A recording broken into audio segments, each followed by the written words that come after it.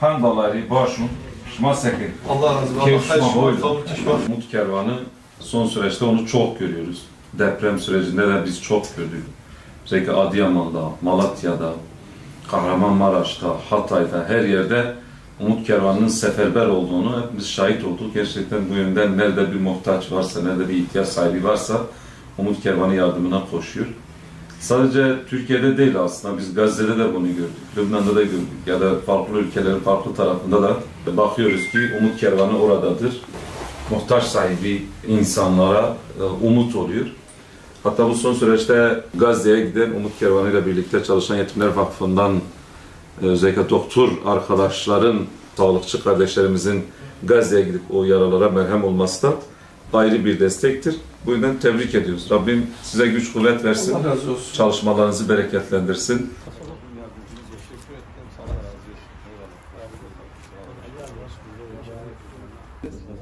Eyvallah. Hocam nasılsınız? Evet, hocam. Buraya gelmişsiniz. Eyvallah. Allah razı olsun. Bizim mahallem komşudur. Eyvallah. Söz konusu olmayınca gerçekten yozlaşır. Hatta daha önce bir yerde anlattım. Ya bir arkadaşlar dedi ya bu milletvekili dedi çok dava bir adamdır yani iyi bir insandır falan. Onlara bir 4 tane aslan. Şimdi Ankara öyle bir şeydir ki çok dindar. Ya dedi bir iş bu kadar mı güzel anlattır? Hattır yani. Baktım dedi hocam.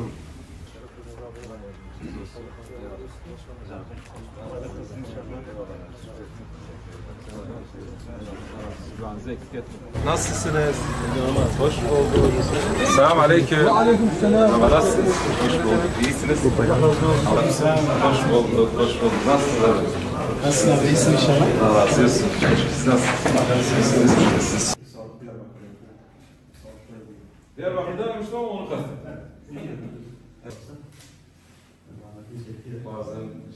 Bazen öyle ilginç şeyler söylüyor ki gülsün yok ya. Böyle bir şey olabilir mi?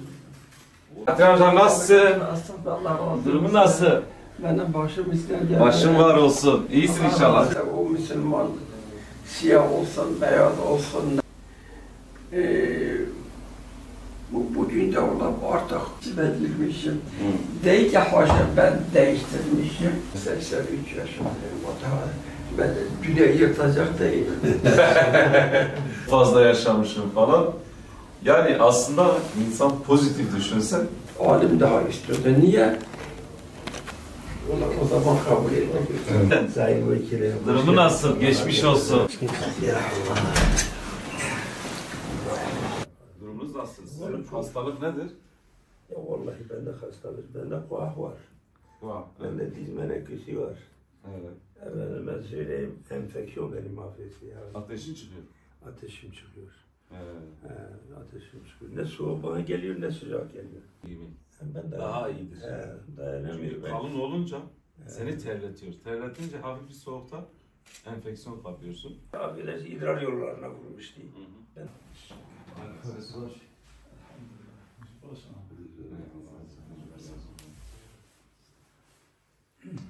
Nasıl durumlar nasıl? Sağlık saatiniz yerinde inşallah. Elhamdülillah. İdare ediyor. İdare. Yanında kimse kalıyor mu? Selamun aleyküm abi. Selam, rahmetullahi berekatuhu. Nasılsınız abim? Geçmiş olsun. Allah razı olsun. Allah şifa versin. Allah razı olsun. Rabbim Hoş kefaret geldiniz olsun inşallah. inşallah. Hoş bulduk. Allah. Yani dolmuştu, normal şey değil mi? Yok dolmuş. Ben şehir içinde. Her 500 evleri yetişiyor. Yolda kaza geçiyor işte. Nerede?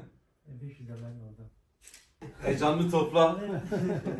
Gücünü topla. Hocamız var. Allah Yapmamız gereken ne varsa Allah her razı zaman olsun. önünüzdeyiz. Allah Eyvallah. razı olsun. Allah şifa versin.